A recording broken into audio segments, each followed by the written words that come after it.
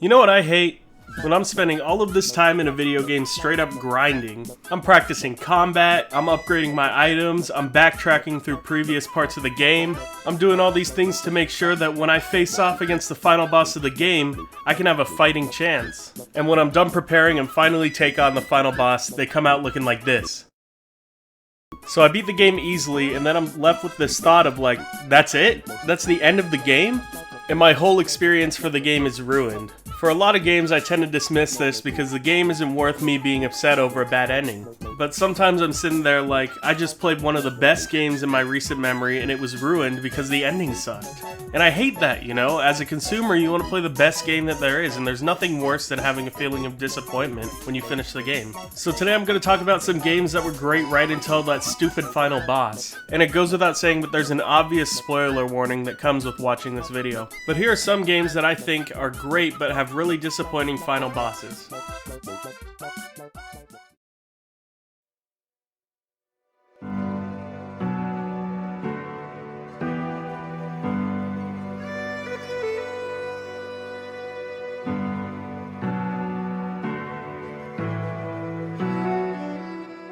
I love Far Cry 5, it's one of my most played games on Steam. But the reason I love Far Cry 5 has nothing to do with the quality of the game. Okay. Let me pet the bear. There we go, he's so nice. What a nice bear, bro. Bye,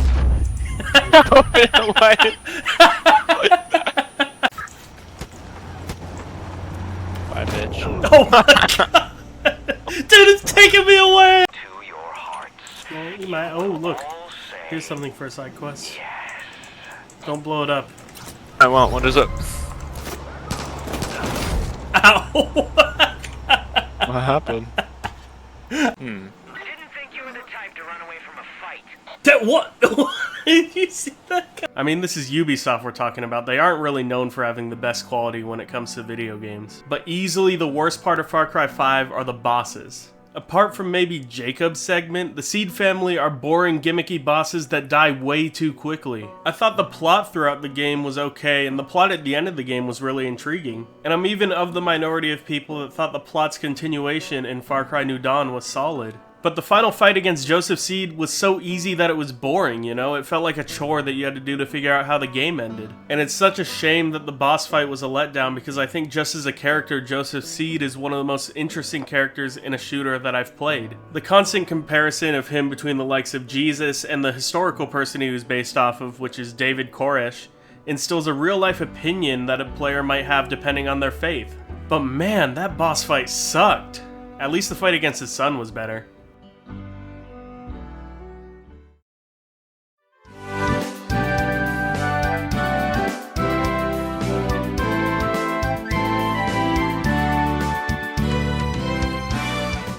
Back when I was a kid, the first real franchise I got invested in was Pokémon.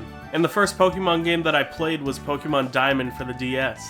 I think as a fan, I was spoiled by having the most challenging champion to face off against in my first playthrough in Cynthia. However, since that battle, there has not been a single battle in any of the new games that has come close to the same intensity that Cynthia battle did.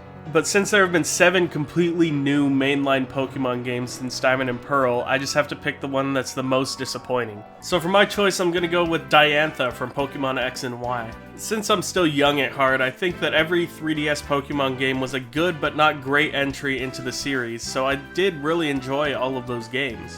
But with Diantha specifically, not only is she the most forgettable champion in the series, but she's far and away the weakest one. It feels like Game Freak didn't even try to make her strong. 2 of her 6 Pokemon are weak to 6 different types, and one of those is even 4 times weak to fighting and steel. She does have the Mega Gardevoir, but one good Pokemon can't make up for a team that's filled with underwhelming fillers. A game like Pokemon X and Y was especially important because it was the first Pokemon of a new handheld console. And I just think that part of the reason it isn't remembered as anybody's favorite is that it just never challenged you enough. But on the bright side, at least this wasn't like Sword and Shield where I went through the entire game without my starter being knocked out.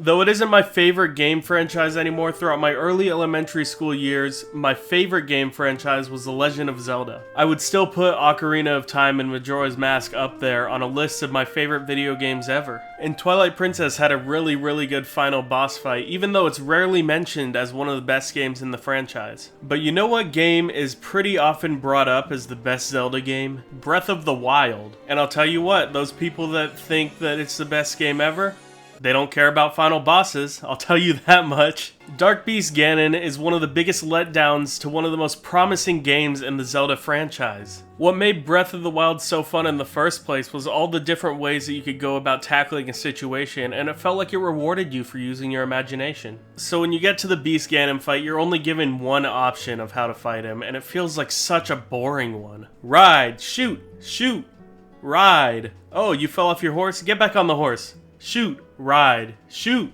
shoot. It's so boring. I play ranger classes in RPGs all the time, but in this game I wanted to get in there and take on Ganon face to face like in all the other Zelda games. But in this one, nope, you get to shoot targets with a badly voiced Zelda talking the whole time, and then poof, you're done with the game. Like, come on, man, I want to play tennis against Ganondorf with an energy ball, you know what I mean? Like, I want to fight a big dancing mask with a sword the size of my body. What I don't want to do is have a horseback battle that gets blown out of the water compared to a fight like the battle with King Bulblin. Basically, what I'm trying to say is I'm not a fan of the ending of Breath of the Wild.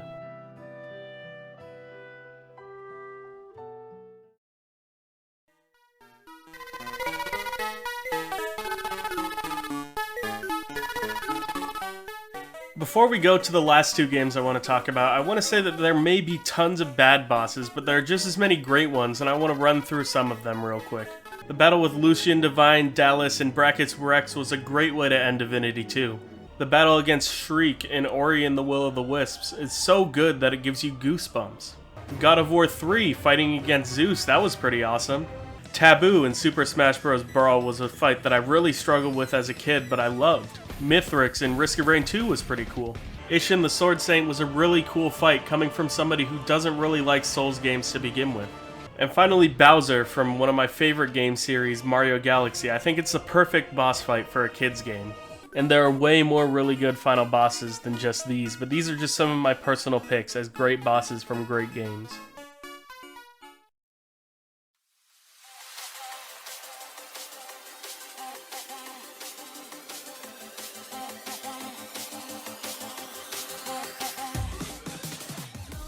Sonic Frontiers was going to be the game that put Sonic back on the map. The Sonic team had like a decade-long stretch of misses, except for Colors and Generation, and after Mania, you kind of felt like Sonic was headed in the right direction. Well, I mean, you couldn't be more wrong with Sonic Forces, but let's forget that that one even exists. But throughout the game, Sonic Frontiers is a jam to play through. It felt like they really captured the essence of 3D platforming that Sonic was meant to be. I'm typically not a fan of games that can be made into linear games being open world, but for some reason this one worked. And leading up to the fight against the End, that's literally the boss's name, I thought that it was gonna be cool.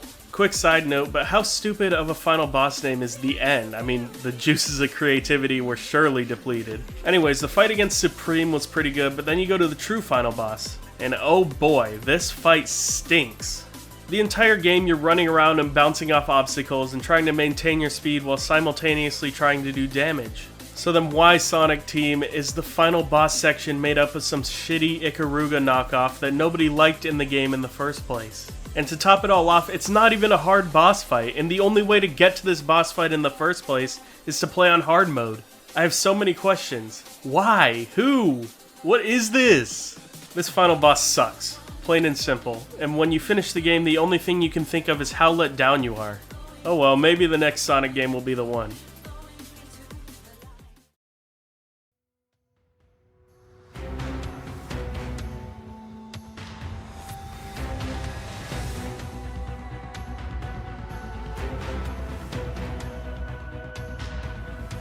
Alright, I just told you about some of the most disappointing final bosses in video games, right? But none of those bosses even hold a candle to the Didact from Halo 4. I put Halo 4 on a pedestal because I was a sheltered kid, which means I wasn't allowed to own M-rated games until I was like 16 and I realized that I could buy things with my own money on Steam. But for Halo 4, my brother and I spent a long time convincing our parents that the themes of the game were so far detached from reality that it wouldn't persuade us to do anything that was in the game in real life. And this time, we finally got through to them, so Halo 4 was the first M-rated game that I owned. To say I played through the Halo 4 campaign was an understatement. I played it through so many times that if I got into it now, I could still tell you what you have to do for every level. But the entire game is leading up to this epic fight with the Didact, and at the end of the game, you finally get there, and...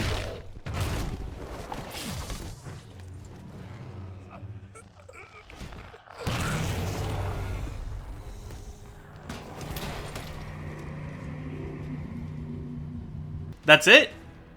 Nothing else? That wasn't even a real fight! You can make an argument that there are other shooters like Call of Duty with General Shepard that play out like this that are just as bad, but Shepard's a human, and just like other humans, he can die of an injury like a knife to the eye. The Didact is this alien wearing armor that commands another alien race that sucks up bullets like no other, and he dies to some stupid grenade? Are you kidding me? It's no wonder I haven't got into any Halo game after 4's story, because if that's how 343 decided the game is gonna end, I want no part of the rest of the series. The Didact is easily my choice for the most disappointing video game boss.